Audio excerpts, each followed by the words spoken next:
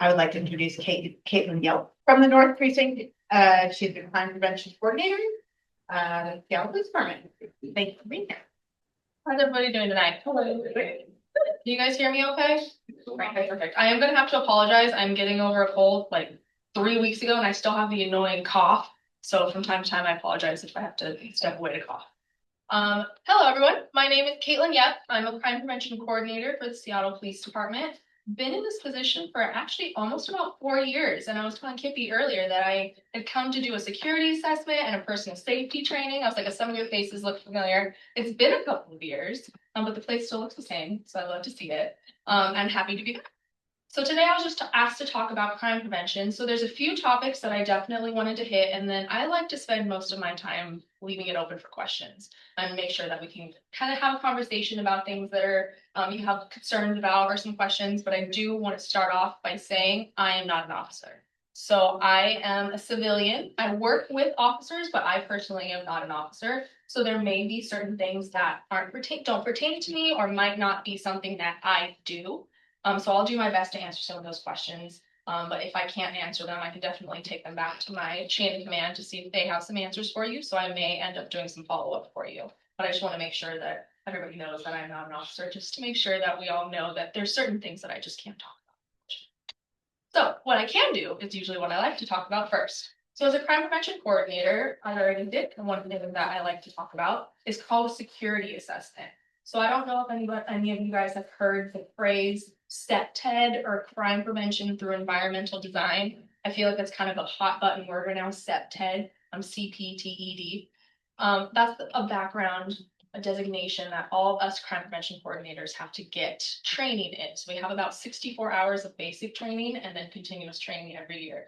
And pretty much crime prevention through environmental design, policies, procedures, principles are looking at a space and trying to see the security features and measures that are in your space, and then making recommendations to recommendations to upgrade it. So things like windows, glass. I love glass. Beautiful. Glass all over Seattle, especially because I cover Northwest. So I'm constantly down in Ballard. I love Ballard. So much glass, and it's so easy to break. So talking about things like security film and ways to cover your windows so that you don't have the temptation of somebody walking by, seeing something on the other side of that window, they're going to break it because they're going to want to take it from you. So we look at windows, we look at lighting, we look at locks, we look at cameras, we look at all the security measures that you have in place, and I can make recommendations for upgrades. I've done those for homes. I've done that for community centers. I did one for Aurora. Don't ask how long that took because I did from 85th to 145th. Wow. We'll see if anything's changed, but I did it. And so we talked about some of the things that we could do there, of fixing some of the graffiti, looking at some of those derelict homes or businesses. A lot of the businesses are vacant, that you'd be surprised that someone still owns it, but they're not doing anything on it. So it's kind of finding the stakeholders. I'm kind of going outside here. Finding the stakeholders and seeing who's in charge of the buildings to try to see if we can beautify it is another thing that CPTED likes to talk about. But that's something that I offer. I should have also started by saying all of the things that I offer are free. I'm a city employee, so you don't have to pay for them. And so a security assessment is definitely something that I can do, and I do often. Currently, I'm booking in May for those. And I will make sure my email is available to everybody because email is the simplest and easiest way to get for me. So security assessments is one of the things I do. Community meetings, things like this. When folks say, hey, can you come talk to us about safety? Can we talk about a special topic? I get to do these things all the time, and I get to meet a bunch of wonderful people. I saw a few of you guys at the Our City, Our Safety meetings. And so sometimes there are meetings that are held by community, and sometimes there are meetings that are held by SPD or the mayor's office or SDOT, and we like to go there just to kind of ask what's going on and how people are feeling and what they're going through and how we can assist best as possible. Another thing we do is block watch, also sometimes known as neighborhood watch is another term for it. Same concept, but it's not the concept of pitchforks, I'm going to go out and patrol my neighborhood. Our suggestion is to get to know your neighbors. Get to know your neighbors, be familiar with the folks that are in your neighborhood so that it makes it real easy to point out when someone doesn't belong, and to feel comfortable enough communicating with your neighbors. If you see something, say something. It's really looking at having you and your neighbors as your first form of safety defense against anything entering your neighborhood, and being able to communicate each other through a simple format, which we usually recommend either like an email chain, a WhatsApp group, but try and pick one to say, hey, this happened in my area. Keep an eye out, and you can all call 911 together to make sure that 911 call takers, and I'll get into this a little later, call takers can give the correct information to dispatch so they know where this person is, what's going on, and how that is happening. So we assist with that. So if you and your neighbors are wanting to start a block watch or already have a block watch and would like us just to come out to speak, me and my colleague Anna, who covers Northeast, feel free to invite us and we can come and chat with you and your neighbors and have a smaller group discussion. And then we kind of let you guys take the block watch on as you see fit. Some block watches like to meet once a year. Some block watches like to meet monthly. It's whatever works best for you. We're here to assist, but really we found that when neighbors are taking care of their block watch, everybody's really interested and wanting to keep each other safe. And I think that's really the basis of block watch.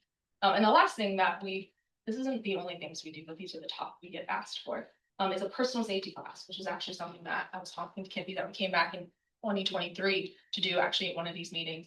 It is about a 2-hour training because it's an hour and a half PowerPoint presentation. And I know I see the glossed eyes every time I say that.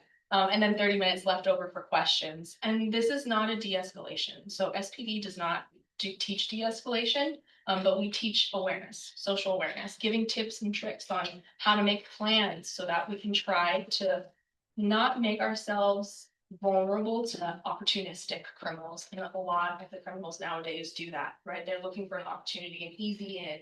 The person that looks like they're nervous, they're looking down, they're looking in their phones. I know you think I'm walking across the street with your cell phone all the time, and I want to honk my horn and be like, look up, just look up, because that makes you vulnerable to being a victim. So we talk about things like that, and it's presented with me and an officer. So you can get an officer's perspective and ask questions from them. And they can also teach you some of the things that they've learned in the academy and through their training to try to help everyone just be a little bit more aware and just have some tips and tricks. So those are kind of the top things that we do as a crime prevention coordinator, but at the basis of it all, we're liaisons. We're here to support. If there's a question that you have or an agency, well, not really agency, more like a city entity that you're looking to try to get a hold of, let me know and I can do my best to try to reach out. Not saying that they're going to answer to me, but I can always ask. I get questions all the time. Hey, I have people speeding in my neighborhood. Who do I talk to about that? And then we but we point you in the direction of talking to SDOT. See if there's any traffic calming that they could do. Speed bumps. I know we've been seeing a lot more speed bumps nowadays, and little kind of I forget what it's called, but the little chicanes. Which one's the chicanes? Although the things that make you sit through, I need to learn that word. I haven't learned that one. Traffic calming. Overall arching traffic calming to slow people down, and that would be an SDOT thing. So that I you in that direction. City Light, I have to say, is notoriously one of the worst people to get a hold of, even from our perspective, but I'll try. If there's a light out that you see that's not working and you've done the find and fix reports, and it's still not being fixed, we can definitely try to ping somebody. We're a liaison at the end of the day. We're here to assist as much as possible between city entities as well as us. So I kind of briefly talked about a couple of things that I was going to talk about. So the biggest one I get questions about is the Find It Fix It app / the Customer Service Bureau. Is everybody familiar with that? The Customer Service Bureau kind of Find It Fix It app? Okay, yes, I love the Find It Fix It app. So the Find It Fix It app is technically the City of Seattle's Customer Service Bureau. They're the same thing. The Find It Fix It app is just the app way to report something to the City of Seattle's Customer Service Bureau. So folks like to say, well, I don't have the ability to have an app on my phone, or I don't want to have apps on my phone. I don't have a smartphone. How do I still report things? You can do it online with the City of Seattle Customer Service Bureau, or you can call. You can call in to make a report. And the reports that I hear most used on the Find Fix It app are encampments. So unauthorized encampments is a big one. Illegal dumping and needles is another big one. Abandoned vehicles, potholes, and graffiti is kind of the list that I have here that I mainly get questions about. But the unauthorized encampments is a big one. People want to know what happens when I report an unauthorized encampment. I see a tent, I see an RV, I see a car. What do I report? And it's changing all. So from right now, what I've been told, if it's a tent, yeah, right, it might change tomorrow. A tent is an unauthorized encampment. An RV or a car, even if someone lives in it, is considered a parking violation. So, and when you make the report, it'll usually tell you. So when you download the app and you make the report, we have been told to tell people to put as much information in the description as possible. So if you know that criminal activities happened at this encampment, put that in the description. If you know that there's fires that have happened at this encampment, put that in the description. Any kind of information they have helps them know who they need to call to get help from when they do clear the encampment. Because the process of an encampment is it gets reported and then it gets sent to the unified care team, is the team that handles it. They are a mixture of different city entities. So you'll have some SDOT people, some Seattle City Light, you have some officers that assist with the safety. They're not moving people along, but they're a part of this team. And so then that UCT team will go out and verify, look at the encampment, count how many RVs, how many tents, how many cars, how much trash, and then they take note of that. Then they put it on their schedule and then they go out and they have to find beds for the amount of people that are in that camp. So I have been told if you see one tent, report it right away, right? It's so much easier to find a bed for one person versus 20. Because then if they find a bed for that one person, they go out and they offer resources and say, hey, we have these resources for you. If you don't take it, we need you to be out by this day. And then that's the day that they'll come back. And if the person takes the resources, they will assist them. If they don't, they help them move along. And then they move to the encampment. And unfortunately, that is the process that is happening at the moment. And so my constant complaint, as well as everybody else's, is they just move, right? They moved from that space, but they moved across the street. The process starts all over again. So that's the process that we're going through at the moment. Of course, if there's criminal activity at an encampment, please call 911. That's still a crime. But to get them moved along on public property, the Find and Fix It app is the only way to report it. If they are on your private property, though, you are absolutely okay to call 911 and say, I have somebody camped out on my private property, because that's trespassing. And you can get an officer to come and move them along. But if it's public property, the Find and Fix It app is the way to report. And that's how it gets sent to the entity that handles it. So that's a big question that I tend to get about a lot. Does anybody have any questions about the Find and Fix It app? I should have done this with my resources, but does anybody have any questions so far? Yes. You mentioned that fire reporting it. If you report it and the fire department comes out, is there a need to follow it up with a police report, or is it considered So are you asking if there was just a fire in the encampment, or just a fire? Yeah. Yeah, fire department have their own reports. So I would say no into calling, because 911 is gonna be the funnel that you're gonna call anyway. And if it's a fire, they'll funnel it to fire. If it's police needed, they'll funnel it to police. It's meant to make you not have to decide who you call. But if you do a Find It, Fix It, I would put that there's a fire report reported here. I don't know if that fully answered your question, So but there, put I it don't. to report then? Would you call for the fire and put in the Find It? If it's an encampment, you should put in a Find and Fix It regardless. If there's a fire, you should call 911 to come get fire department to put the fire out. Yes, so technically, yes, in that instance, because they don't talk to each other. And because you're calling 911 because you want first responders to show up. Yes. There are two famous incidents in our recent history where a homeless fire encampment caused a major outage. In one case, some homeless people made a camp underneath the south end of the First Avenue South Trestle, and that trestle was made out of creosote in World War II, and it survived all the way to the 21st century. And then one night, poof, it was gone. They had to rebuild the bridge. And the other outage was a trestle that carries the BNSF tracks over the Black River. And that not only knocked out the railroad, but it also knocked out the internet connection to SeaTac Airport. So don't underestimate the destructive potential of a little, nice little campfire, homeless people roasting marshmallows. Call that in, because it can go from being a little campfire to a big fire amazingly rapidly. Absolutely. It's cute. So that's kind of my question, bridge off of yours is, At times. I know, sorry. It is, so if there's an encampment and Mhm. they're cooking or they're Mhm. making drugs or whatever they're doing in there with their fire, but from their perspective, it's controlled. Mhm. Should we still report that? I would. Yeah, So, okay. It's not an authorized fire. yeah, I was, Plain and simple. I'll get down to the 911. Our biggest thing is call 911, right? I love to tell people to call 911 because they are the ones that are trained to triage your call. So they're gonna decide who to send it to and who's gonna come out to your call. It's supposed to make it easier for you not to, again, have to be like, who do I call, right? Do I call the non-emergency? Do I call fire? Do I call police? Call 911. But it doesn't And they matter will do it. controlled or uncontrolled. Oh, Yeah, I would because then the caveat to that too, I can't say when it comes to fire how they keep track of data, but SPD is hugely data driven. And I know this is gonna be a repeat for a lot of you. But anytime you call 911, especially when it comes to anything law enforcement related, you're creating a data point, regardless if an officer comes right away or comes a couple hours later. And our chain of command, my bosses, the higher ups, the ones that are way out of my pay grade, are the ones that are constantly looking at the numbers, right? You constantly hear, oh, crime is up, crime is down, crime is this, crime is that. They're going off the stats of what information they're getting from our community.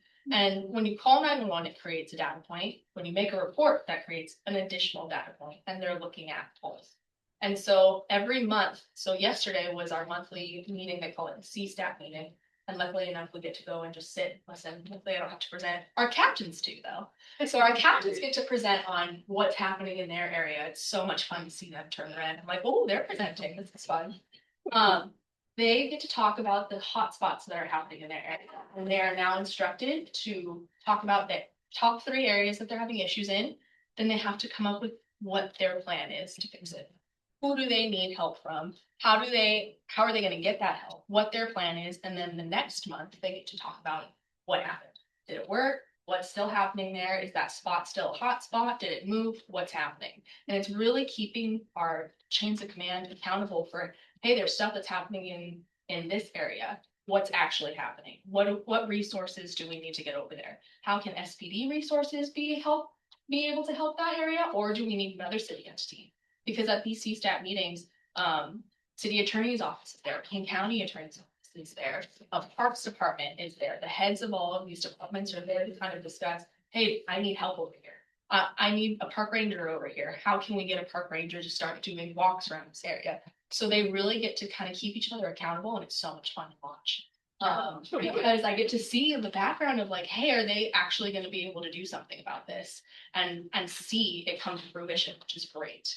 So long story short, yes, call 911, let them know what's happening. Let them decide who's going to your call, because if it's a fire, they transfer it over to fire dispatch. This completely leads me right into 911, so I'll start talking about 911. Please call 911 to let us know what's going on. But it's not a secret that SPD is short-staffed at the moment, and so they prioritize their calls when you call in. So 911 call center is not and has not been a part of SPD since 2020 actually. They are their own entity. They are under the care department now. If you hear the word care department, that encompasses the 911 call center as well as the care crisis responders. They're both a part of care. So when you call 911, your call goes to the care department and you're talking to a call taker who's taking notes on every single thing that you're saying about your incident on why you're calling.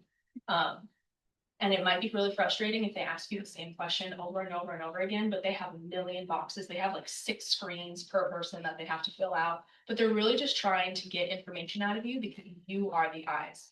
You were telling the call taker what's happening. That call taker is putting the call in that goes to a dispatcher, who's then dispatching the call out to officers who are the people that are showing up to your call. So really when you call, try your best to remain calm, which is sometimes really scary when you're calling 911, because you're not usually calling 911 for a good reason. And you're not exactly excited to be calling 911. Can't say everybody, but most people are not excited to call 911. So try your best to remain calm and know that you are the eyes for your call going through at least 3 different people before somebody shows up to you. So the more information that you can give, the better. Also, saying I don't know is an absolutely okay answer. they're always gonna ask you if you see a weapon. Do not lie, but if you don't see one, but you don't know, you can say, I don't know. But don't say yes, because then officers are gonna come with a different type of protocol to a situation that might not actually have a weapon. So you really are the eyes for the officers that are coming out. And the other reason we suggest and tell people to call 911 and let them triage your call is because the call then gets sent to a dispatcher who knows where all the officers are at. So they know, hey, there's a shooting down over in Green Lake. It's gonna take a while for people to get there, but maybe we can send crisis responders, right? The care crisis responders, or maybe CSOs can assist with. But it's their goal so that you don't have to worry about figuring out who you need. Of course, you can ask for, can I have a CSO, which is a community service officer, which are they're uniformed, but they don't carry, they're civilians, they don't carry anything either. But they're community service officers, they're SPD, and then there's care crisis responders who are, they have a background in mental health and are great at doing that. You can ask for that if you'd like, but I can't say I know the protocol on how they decide who to send, but the goal is for it not to be on your shoulders. Just call 911, tell them what's happening, get yourself to a safe location when you call 911, and let them figure out how to triage what's going to happen, who's coming, how fast the priority is, so that you don't have to worry about it. Another question I get asked is, should I call 911 or non-emergency? So I have heard their non-emergency line has been better. I've heard that their average pickup phone time was 4 minutes. I have not tested it, but they have said that they have been able to start staffing their non-emergency line. So if it is after the fact, like if you wake up and your garage door is open and something's happened, I would say call non-emergency. But if you're like seeing somebody be suspicious, call 911. You have to be able to explain why the behavior is suspicious, not just the person. So saying things like, oh, they're stumbling into the street, or they're yelling obscenities, or they're bleeding, but they don't look like they notice. Those are behaviors that we want to say that are suspicious. And you can call 911 and let them know what's happening. And again, let them figure it out. If they do decide that your call is a non-emergency, they have another queue that they can put you in so that you don't even have to worry about calling the non-emergency line. It's the same people that are answering your 911 calls that are also answering your non-emergency. It just depends on who's sitting at what desk, but they're all in the same spot and trained the same way. So to make it easy, just call 911 unless, again, it's really next day after the fact, you know that nobody's there. If you go up to a space that was broken into and you don't know if somebody's there, call 911. Don't go into the space if you don't feel comfortable. I'm not going to tell you to clear the room, because I wouldn't. So I would recommend that you do that. You can absolutely call 911 to have an officer come and clear the room for you. I thought they kind of hit that. So you're slowly going up to answer your question. Yeah, can you get a little more specific? Because you're way too general on 911. They're so short staffed. They are answering domestic disputes, gunfire, murder. Yep. They're not coming if your car is stolen. They're not coming if someone's looking in your window. Someone breaks into your window, they'll be there. So just pick calling 911. We're tying up valuable resources, said. No, because they're not gonna be able, so if you call 911 for a murder. It will put it, well, murder in there. Yeah. So that's a priority one. So that's why we say give them as much information, because they will prioritize your call. Yeah, but if there's a person, like we live in an area where it's residents and got something, we have people walk through there all the time. I'm looking at shows. All the time, all the time. Sorry. So, someone could call and say, gee, these people don't be here. Well, that's a waste of resources. Well, they're not gonna send an officer right away, right? They're not gonna send up. So, We've gone by that. Yeah, we've gone by that. so when it comes to, We welcome them.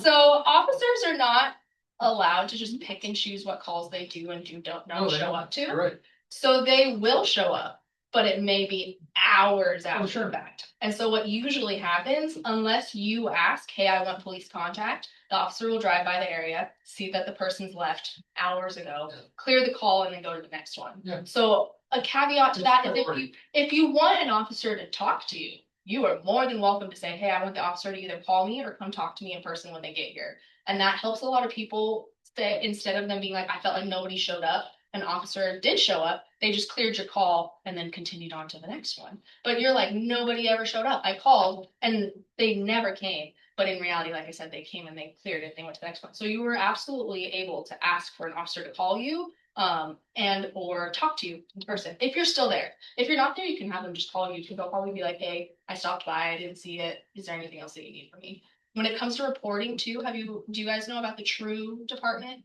TRU, telephone reporting unit? Okay, so the 3 ways to report to, this is kind of gonna caveat off on this. The 3 ways to report is 1, calling 911 and getting an officer to come to you. This usually works if you have physical evidence, right? Somebody broke into my house and they left a backpack, they left a phone, they left something. I need the officer to take as evidence. You're gonna have to call 911 and get an officer to come take that report for you. And it may take some time for that. The second way is the TRU officer. So it's a TRU, the telephone reporting unit. And so what can happen with that one is still an officer calling you, but they don't physically have to come out. You can call 911 and say, I want to have a scheduled appointment with the TRU officer. And what they'll end up happening is they'll have an officer call you later that day and take your report over the phone. So TRU officers are usually officers that are on light duty, whether they're injured or pregnant, so they can't be out on the street, but they're still officers. They will call you and take your report over the phone. And they can also send you Axon links, if you've ever heard of that term, which is how you upload video, photo, any kind of media evidence. They can send you that link. So that's a good alternative for people that are like, I don't want to stay here. Like, I can't stay here, but I would like a report taken for something like suspicious activity. You can ask for a TRU officer to give you a call back and you can take that report over the phone. And then the third one is online reporting. So online reporting is the quickest way to get a report in, and you do get an immediate report number. Most of these kinds of categories are usually for insurance purposes, to be completely honest with you. So they are read by a sergeant, like each report is read, but online reports tend to have very little follow-up, but you do read a little screen about that and you acknowledge that before you go to the next stage. But there are things like property destruction, graffiti, theft of vehicles or auto accessories, shoplifting, burglary. These are all just mostly property crimes.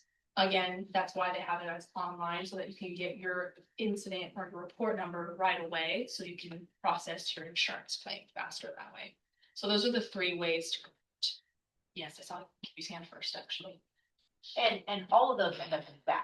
Yes, all of those end up in stats. And so Paul, on you're saying, well, that are waiting for our time to call or report, still important to report, just don't get you back. One way or another. Even if you call and don't actually write a physical report or have an officer take a report, it still creates a 911 call. And you guys all have access to seeing a dashboard too. SPD loves their data. They love to give their dashboards. So we have like a dashboard that you can see the last 24 hours of 911 calls that have been taken. You can see exactly where it is. And then the last 7 days of reports taken, you can again see exactly where it is. And then greater data. We have just crime data to see statistics all the way back to 2008. And you can narrow it down by beats, MCPPs, whatever works best for you, however you want to see it. All of that data is on SPD crime dashboard. There's a bunch of different ways to do that. But yes, we're begging people to let us know what's happening just because it creates a data point for us. Because again, all of a sudden, if there's a huge red dot right in Howler Lake Community Center, my captain is going to be like, what is happening? And he's going to have to report on what he's going to do about it. They've been very helpful because I look at 911 like, there's an emergency here. Yeah. Okay, not for a report. Yeah, no, absolutely. And with the shortage of officers we have, we go from Lake Washington, Puget Sound, 145th to the Ship Canal Bridge. Oh, yeah. That's exactly the landmass of Gaza. Wow. We have 313,000 people living here. Yep. We have less than 164 officers in North Seattle Precinct. Yeah. On any one day, it's a luxury to have 19 officers in the car. Yeah. So when we call, gee, my neighbor was a butthead to me, can you come and see me? Okay, that's a waste of crap I would want to do. Yeah. No, My neighbor absolutely. took a shot at me. Yeah. That's a different story. Yeah, absolutely. Our goal is to take the weight off of your shoulders, is just call 911 and let them figure it out. And our call, the Keep call it thing healthy. is, The call takers themselves too are civilians, so that's another thing too. Sometimes they'll be like, well, I called and they told me this, and they say like, oh, officer told me this, and I'm like, woo, they are not civilian. Or they are civilians, they are not officers. So they are also human. So sometimes I have heard like, hey, I got a sassy response when I called 911. What the heck am I supposed to do about that? You can tell me. And then I'll see if I can pass it off to their boss to just be like, hey, because sometimes people are having a bad day. I know I have that sometimes. I get bombarded with emails and I was like, I did not ask for this. The language that some people use when they're behind a keyboard or rough. But the goal is for everybody to be able to feel supported, right? Even though at the moment we don't have the numbers of officers that we wish we had. And I really hope that we see the numbers of officers that we want. In my lifetime would be great, but we'll see. But our goal is to make the community feel supported because the officers want to do a great job. They are doing a great job. They are running ragged, trying to go from call to call. But we need to know what's happening. We need you guys to let us know that these things are happening. Again, so that it puts the pressure on our bosses to be like, hey, look, there's something happening in this area. We might, SPD might not be able to handle it by ourselves, but let's see if we can bring in extra resources. Let's see if we can bring in other city entities that might be able to assist with this. More lighting. Let's see if we can slow cars down by putting speed bumps off so that it makes people drive slower. Let's You fix know? why don't we fix the chuck holes? Yeah, yeah. Oh yeah. Oh yeah. So then Honestly, I then feel- we'll do speed bumps. I feel like I'm gonna get myself hurt by trying to take pictures of all these potholes because people are driving by them so fast. But I try. I've been every once in a while I'll try to just drive out and around and make reports for encampments as much as I can because my report goes in the same pile that yours does. But the more that people know about it, right, that's my way of reporting the things that I'm seeing. Luckily, knock on wood, I haven't had fallen. But I have done reports to try to help say, hey, this street light's out, or hey, there's a pothole over here, there's overgrown shrubbery over here. That's a big one too, especially now because everything's growing and blooming and blasting. And it's getting in the way of the lighting, and I can't see, and I don't feel safe walking on this sidewalk. Our goal is to try to help each other, right? We're all here to make each other safe and make each other feel comfortable as best as possible because we really just don't have the bodies that we wish that we had. Yeah, that's all. So 2 weeks ago, I was at Discovery and my son and I were walking in Discovery Park and a man had no clothes. Oh. Would that be something you would call 911? You could good because of one, it's indecent exposure, but I don't think they're gonna ticket him for it. But it could be a welfare check. It might be called, why is this person not wearing gloves? Preschool classes Mhm. in the park. Mhm. And I just was thinking, preschool. No, they would not think. Yeah. They wouldn't crack an eye. Yeah, It's just an eye. Yeah. Would bother them, but not them. Yeah, well, depending Depending on on how the person that's named with. Well, so I didn't know what to do, so I did check. You can absolutely call 911 to that, and you can ask for a welfare check. So right now, I know that I don't fully know the process of how the crisis responders apparently were supposed to be able to be dispatched without officers, because right now, and I don't know if this has changed, ask the care team if they can stop by, but we're gonna see if they have time to, that they have to be dual dispatch. So if you call for someone that's in crisis, they still have to send an officer to make sure that the scene is safe, which makes sense, right? You never know if the scene can get escalated and they don't carry anything like I don't. And then they can leave a crisis responder to handle the situation after it's been deemed safe, and then the officer can go into And the this next person call. was on the move. I mean, they Yeah. were not. But you can absolutely still call. Would you still? Yeah. Okay, so I'm just, it happens again. Yeah, sure. I wasn't bothered. I wasn't bothered. My son wasn't bothered. But I did think, well, I did kind of, he was cold. Yeah. You can ask for a welfare check, Yeah. and I know that they'll probably announce it. What I was trying to get at was, I'm sure that they'll announce it once crisis responders can be dispatched by themselves. Which for a call, something like that, I think a crisis responder would be super helpful because they can help get resources. They're trained to be able to kind of know how to see some of the de-escalation tips and all that way more than I can too. So I think that once they get announced that they can start being dispatched by themselves, that'll be so helpful. But at the moment, you are absolutely okay to call 911 and say, I want a welfare check on this individual, and explain the situation, explain what you're seeing, explain where they are and what direction they're going in. And they can absolutely try to send an officer and then Joe, good crisis responder too. I heard that. And then they can figure out who to send. But there's definitely, we can get them to know that they can, yes. So I've seen the dashboard and I'm wondering if multiple people are reporting on the same incident. Is it logged in multiple times or is it logged in as one situation on this specific case? It depends if, so.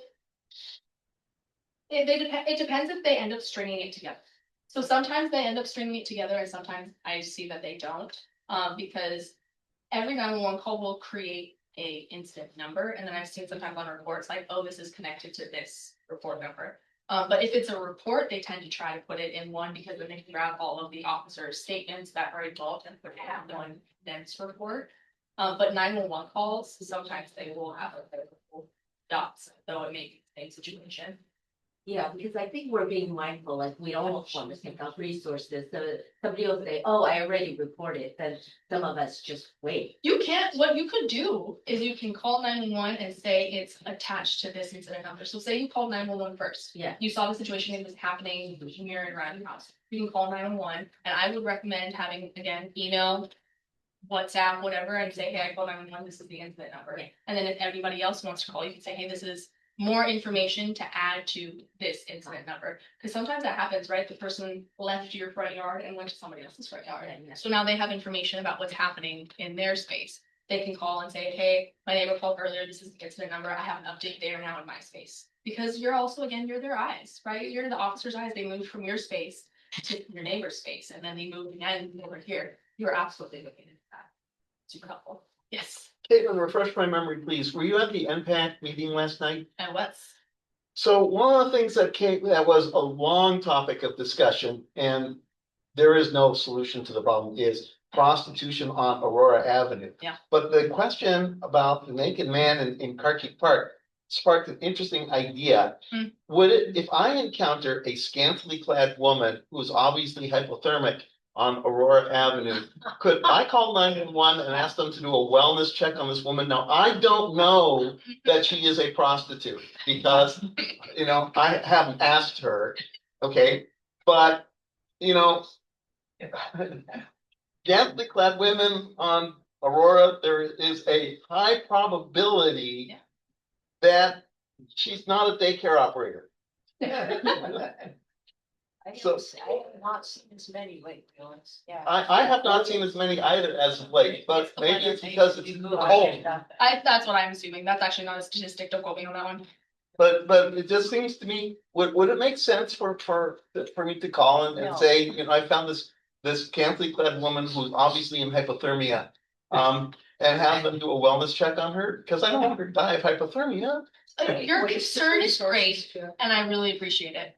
I would say at the moment, I would still say yes. You know, I'm always going to be an advocate for calling 911, but I think what would actually be the best response to that would be to be sending care, right? Because a care responder who's not armed, Mhm. showing up to a person who Yeah. may be Traffic. in need, it is a lot more calming than a person showing up in full uniform. To be But completely we're not honest. making that call, correct? You are not. That is a 911 call and they will figure it out themselves. Mhm. So I, again, once they are allowed to have crisis responders dispatched themselves, that would be a perfect call to call 911 and ask for a crisis responder or Mhm. something like that. And again, you can ask for that now. They'll probably still send out an officer to make sure that scantily clad woman is not carrying a weapon, because you never know. And make sure that they're not going to harm anybody else, and then the crisis responder can take over. Officers have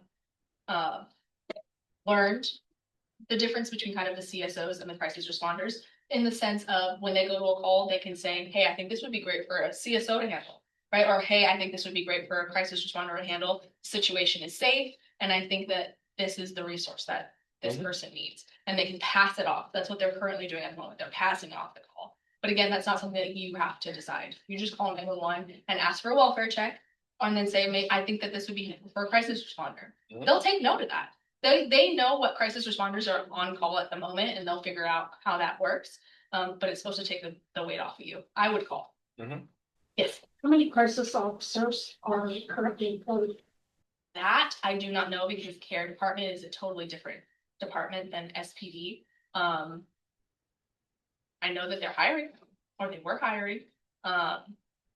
don't quote me again on this, I think it was like 24, maybe. But it is a newer department, right? The care team, the care department in general is a newer team, but the crisis responders are even newer. I think they've been around for year and a half maybe, and more recently up in north. Because they first started in East Precinct, down in West Precinct, sorry, down in downtown, and then they slowly started going out. My question is, what's the holdup for them to be able to go out by themselves? Is that the mayor? Is that? Union contracts, yeah.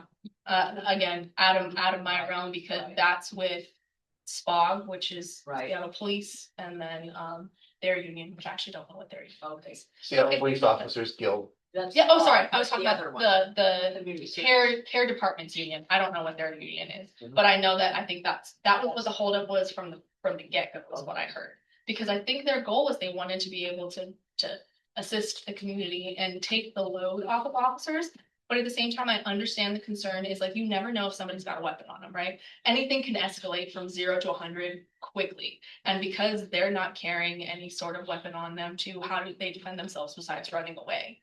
So I understand the concern, but that is a totally different realm for me. But I am going to be really excited because I feel like a lot of the calls that I hear, like things like this, are perfect for a crisis responder to assist with, right? Show up and give resources, offer resources, just sit and talk with them. I've seen care responders sit down with people and talk for 2 to 3 hours, right? And instead of it being an officer sitting and talking with them, they're able to answer the other calls, and crisis responders are able to just sit there and talk. And sometimes that's what people need. Sometimes people just want to be heard. I absolutely understand that. And sometimes that could be what could be the difference between them having a good day and a bad day. It's all handsome.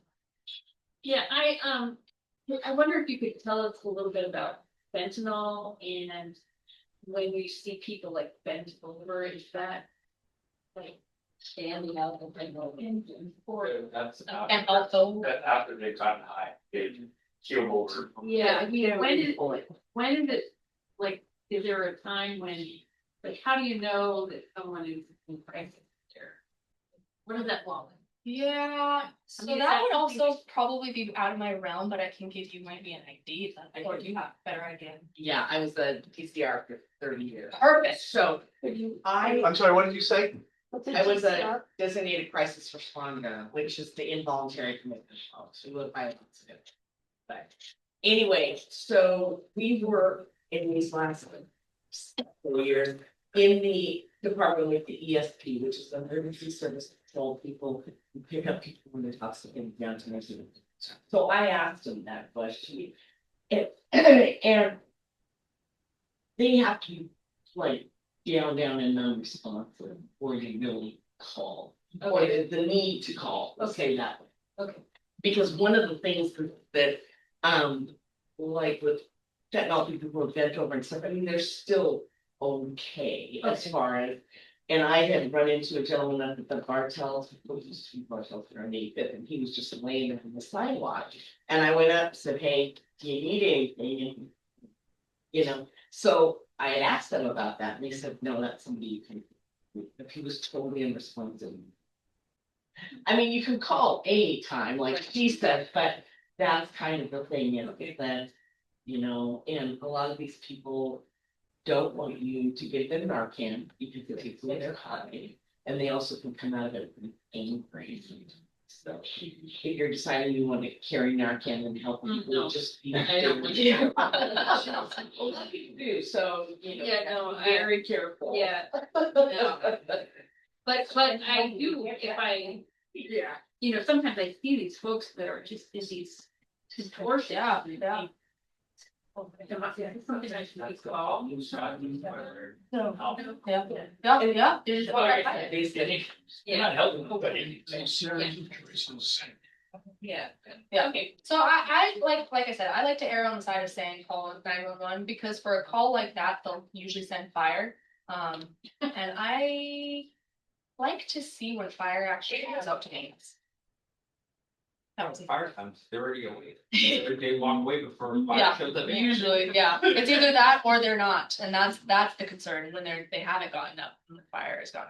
Actually, that's a lie. I haven't had to call 911, but my partner before, my colleague Sarah Lawson had to call 911 before. We were just driving around and we saw a person that was not responsive. and they did the whole chest rub and everything, and then he got up and just walked away. I was like, they did his chest rub and he was not responsive, and all of a sudden he just got up and walked away. It's crazy nowadays, but I err on the side of calling. Let them decide. No. Anybody else have any other questions? Those are kind of like the topics I want to talk about. So, Caitlin, I'm a bit of a disaster nerd, and you said something that really piqued my curiosity, and maybe nobody else in the room is interested.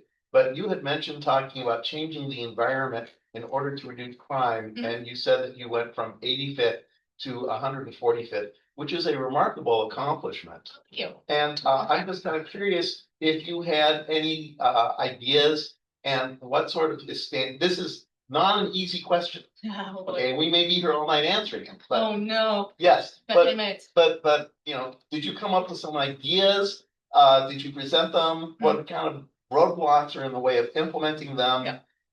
Very open-ended question. Yeah. So the report that I did for Aurora from 85th to 145th was definitely very high level, because it's hard when you're doing it for not stakeholders, right? Like I wasn't doing the report for business owners, I was doing it for the mayor's office, right? So I'm looking at things like how much lighting is there? Where are the lights out? How much graffiti is there? Which vacant buildings have a lot of trash, and why is nobody paying attention to these buildings? What was another one? Rocks. I'm not a huge fan of like little rocks. I get they're good for irrigation, but they're really good for breaking windows. And all it takes is somebody to be walking by, pick up a rock and throw it at your window. And then now your business is out that broken window. And to be completely honest, it's hard to septet our way out of Aurora. But the suggestions I was making was making sure all of the lights were working. So Seattle City Lights said that they fixed all of the lights, but this was also like a year ago. So I would not be surprised if some of the lights are out now. I know SDOT is working on the safety project.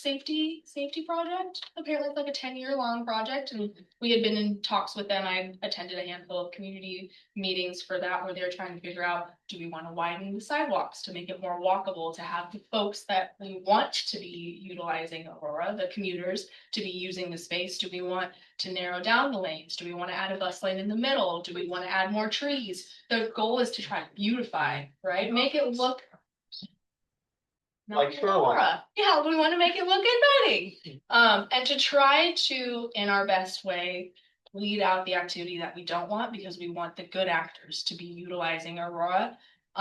So I was again looking at lighting. I was looking at graffiti on especially vacant buildings. There were a few buildings that had graffiti on it that we contacted and kind of discussed how they can clean that up. And then I was working with a man named Paul Jackson that used to work for the mayor's office under a One Seattle graffiti abatement, and he was trying to put some murals up on Aurora.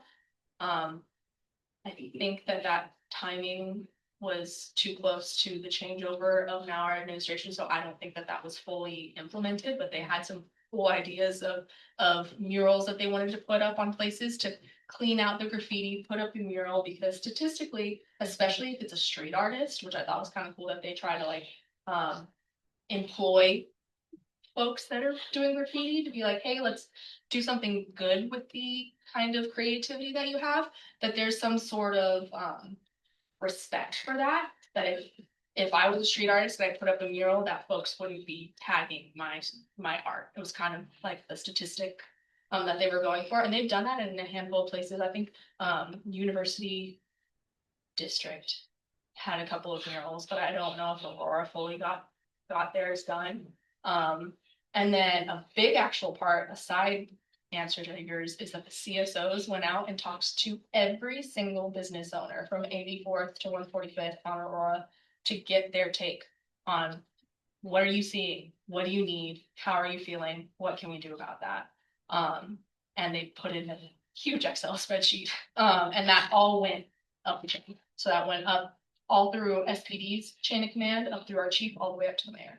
But that was with the previous mayor. So I would like to hope that maybe the new administration is going to still have that, and or be given that again, so we can try to see where we can pick up where we left off. But beautifying Aurora was the angle that I was able to look at it, because that's really all that I have the ability to do. which it was quite a feat, I will say, but it really is just kind of getting a lot of the players on board and the city entities to kind of work together to say, how can we make this look pretty with lighting, trees, making the place feel safe to walk. I'm gonna throw out a really funny idea that someone came up with like, let's put a park on Aurora so that it brings good activity. And I'd be interested to hear what everybody's thoughts on that one. I don't think that went anywhere, but somebody brought it up one time. We had, it's a marvelous idea. Yeah. Terrible idea. Why? It's a terrible idea. Because we need it to be a corridor. But it could be both, look at Well, that. Now wait a second. So Aurora's got a fundamental problem, and that it's trying hard to be both a street and a state highway at the same time. Yeah. So it winds up being a miserable street and it's a miserable state highway. And I had a great idea for solving that problem, but it would cost $10 billion. That's with a B. And so I don't think that's going to work. Yeah. But, you know, thinking creatively. You know, I'm sure our administration would love to hear some ideas on a way to fix it because how strongly everybody felt it at NPAC last night about Aurora. I've been asked all the time, if money was not a problem, how would you fix Aurora? And I have yet to come up with one solution. Oh, I've got a solution, and that's to build a viaduct from about 80th to about 145th. And make it, you know, if you had just one lane in each direction, but no traffic lights, that would go a long ways towards solving the problems of Aurora. But that would cost billions of dollars with a B, so it ain't gonna happen. Well, I have about 5 more minutes if anyone else has any further questions. I should have also said, I brought a bunch of crime prevention topics up here that feel free to take what speaks to you. I just grabbed one of 1, 2, 3, 4, 5, 6, 7, 8, 9, 10, 11, 12 different topics with tips on the back. So there's I think a big one I like to talk about for sure is my last thing. It's Smart 911. Smart 911 is a app company. I always forget what this is. It's not owned by SPD. It's something that we subscribe to, so feel free to take it. And it's pretty much supposed to be the replacement for landlines. So a lot of folks nowadays have landlines. I don't have a landline. So then back in the day when you would call 911, your landline would have an address attached to it, but now everybody has cell phones. So the goal of Smart 911, again, it's something that SPD or Seattle, City of Seattle subscribes to, is you create a profile and attach your cell phone number to it, and then you can put as little or as much information as you want.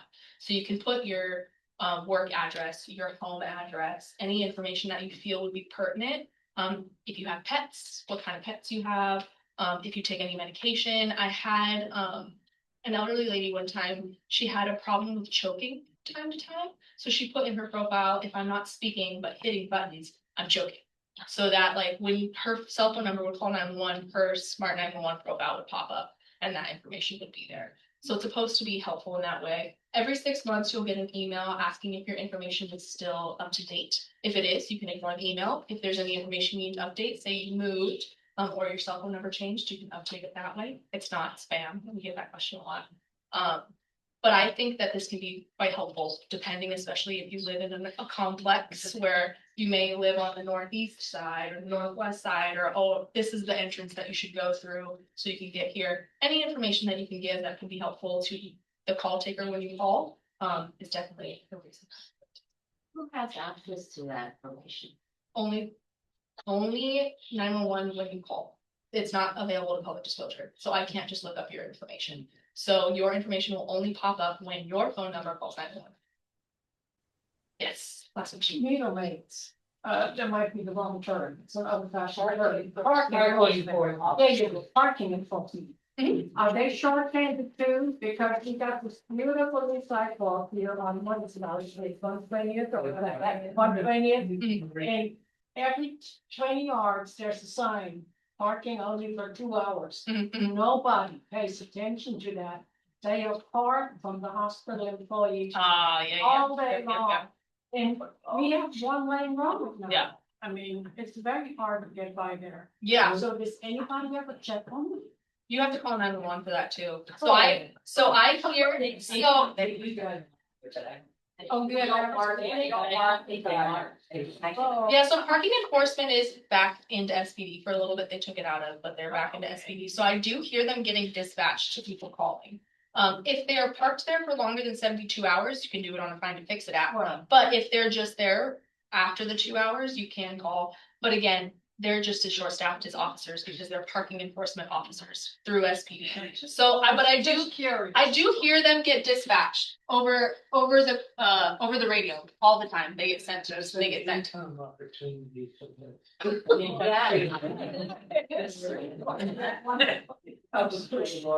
Yeah. It was sold to be a beautification to this neighborhood. And contractors fill it up by 7:30 in the morning. It's not very nice when you got a reason to be in that. Northwest England, there's no parking, and you have somebody in there for 10 to 15 days. Yeah. Well, again, if they're there for longer than 72 hours, you are free to do the find and fix it app. But like I said, I've heard parking enforcement get sent out on the radio all the time, but they are sent out by themselves too. So note that there doesn't get an escalated situation. Well, thank you so much, everybody. It is 8:30, so I want to be respectful of everybody's time and make sure everybody gets in safely and gets in to leave. But again, feel free to take any of these topics that feel speak to you. And thank you so much. I appreciate everybody's time.